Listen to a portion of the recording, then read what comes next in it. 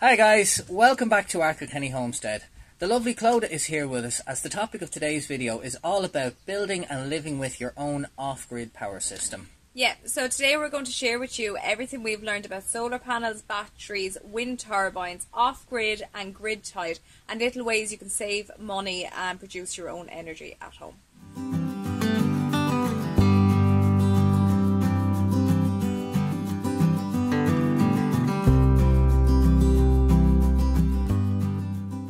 So I hope you don't mind, we've made notes just to make sure that we get the most information into this video in as short a time as possible, so you might just see us flicking a little bit of paper every now and again. Or getting lost on the page. Okay, so let's start off with solar panels. Now the first thing that we've learned is that you don't always get the peak performance out of them. What they're rated for is not always what you get on a daily basis. They also need to be mobile. You need to kind of be able to rotate them, because if they're on a fixed frame, they're only ever going to get one angle of where the sun is. And because of the seasons changes, the sun moves around. So they need to be mobile to be able to get the full wattage out of them. So cost per watt, and this is a key catchphrase that you're going to apply when you're shopping for every part of your off-grid power system. Cost per watt basically is what it costs per watt of energy. And that applies for wind turbines, solar panels, you name it, batteries, whatever. And that's how you're going to evaluate the best way of buying your individual components.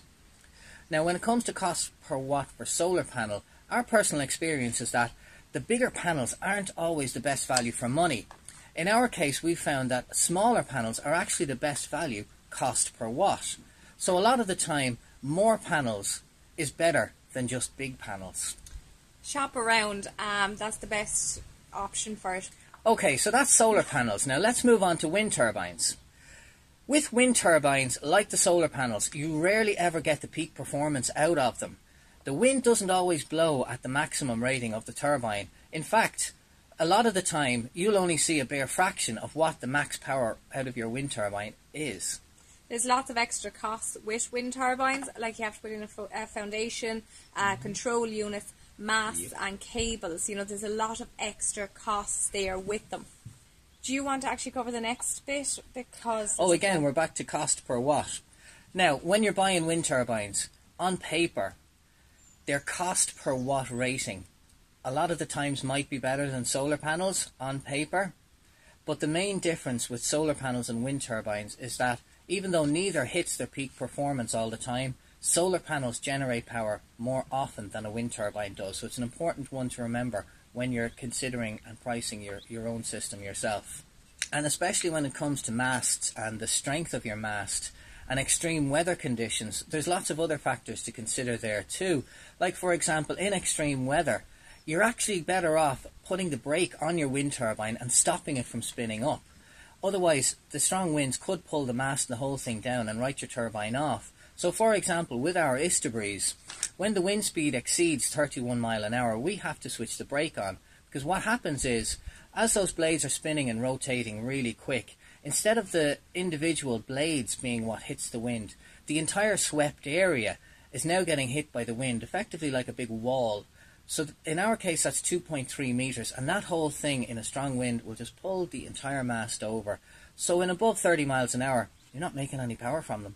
Simple as that. There's videos of that actually happening on YouTube if you want to actually look them up. Okay, so that's wind turbines out of the way. Now it's on to batteries. And there's the old competition of which is better, lead acids or lithium ions. Well, lithium ions are a big catchphrase that everybody wants to have. They think they're the coolest, they're the best.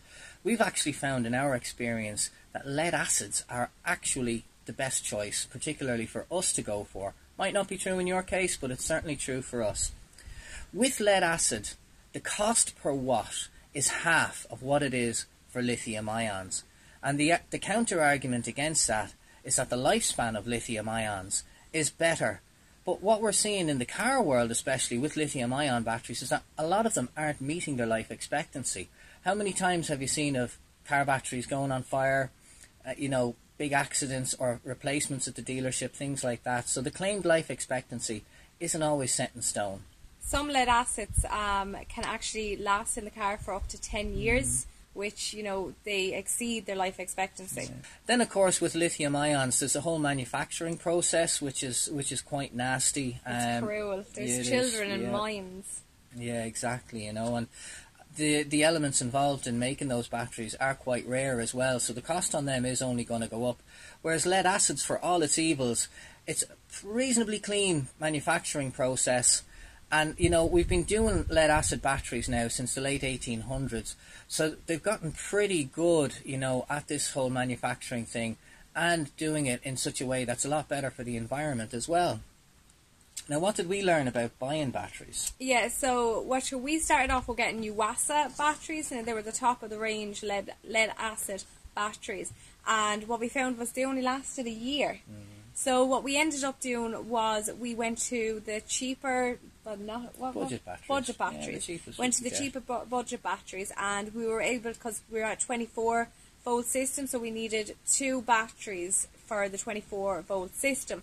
So what we ended up doing, it was cheaper for us to buy the budget, because we could buy 2 budget batteries for one of the Yuasa.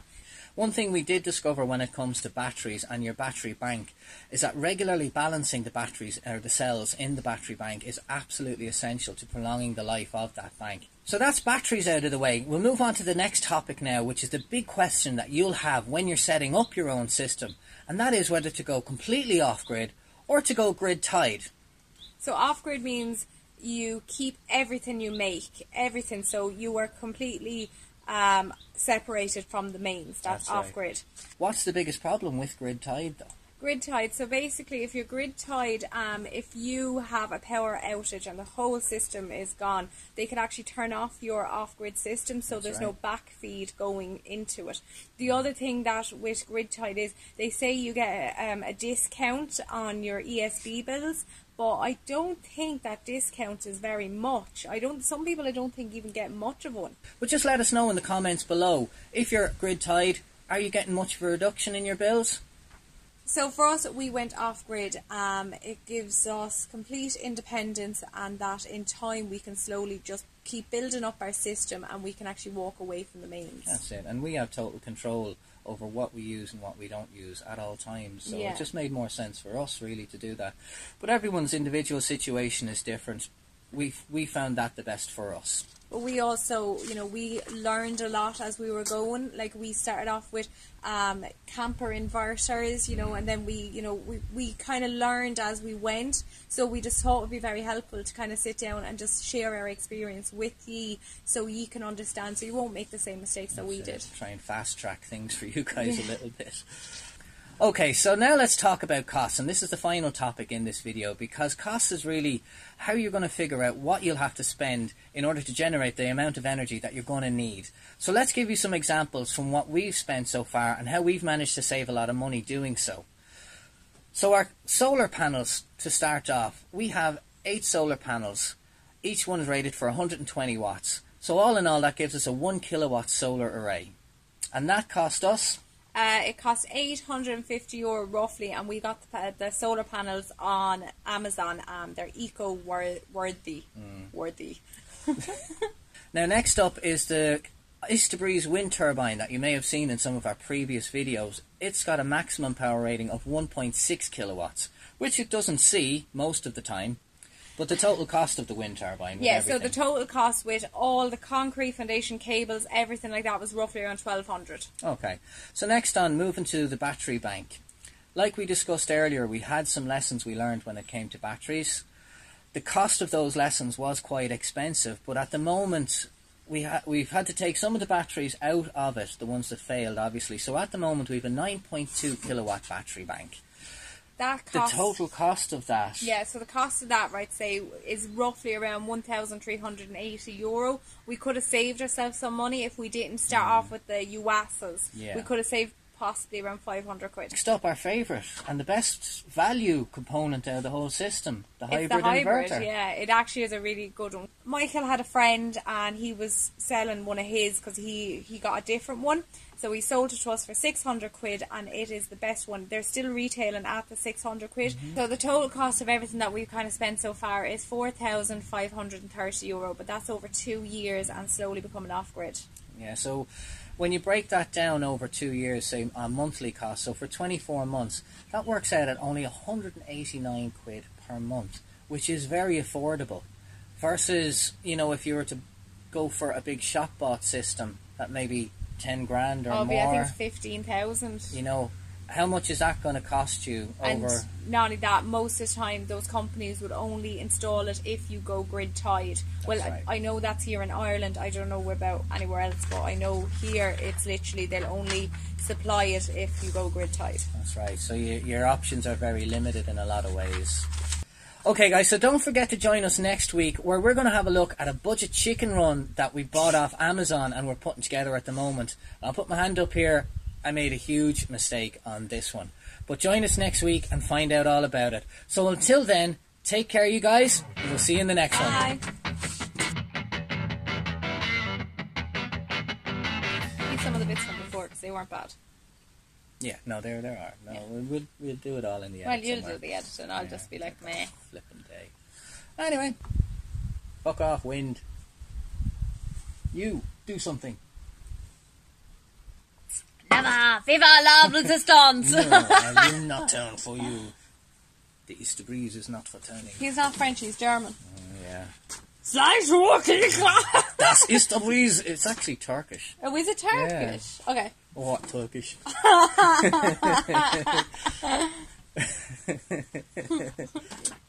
Come on, Tommy. Before the Germans get you. You're overly friendly, like. Hi guys! Hi guys! Welcome back! If only they knew. How fake you are. Don't come back, lads. Stay away from my property. I'm not a friendly person. Hopefully, by sharing out some of... See, I'm rambling now. I'm fucking rambling now. Am I a bad example? No, I'm getting distracted. I'm bad. You need to spend versus what energy you'll actually need to develop. Fuck, to generate, not develop. Yeah. I'm going to China. I'm going to go to China for my energy development. The China virus. Stop. Okay, bad Trump There. impression. Let's go. Let's go. Chicken run. Chicken run. I think you still had your German accent. Chicken run. Fuck you, I'll make a chicken run. You leave my It's easy to make a chicken run. Throw an apple at them. bell pepper in our case.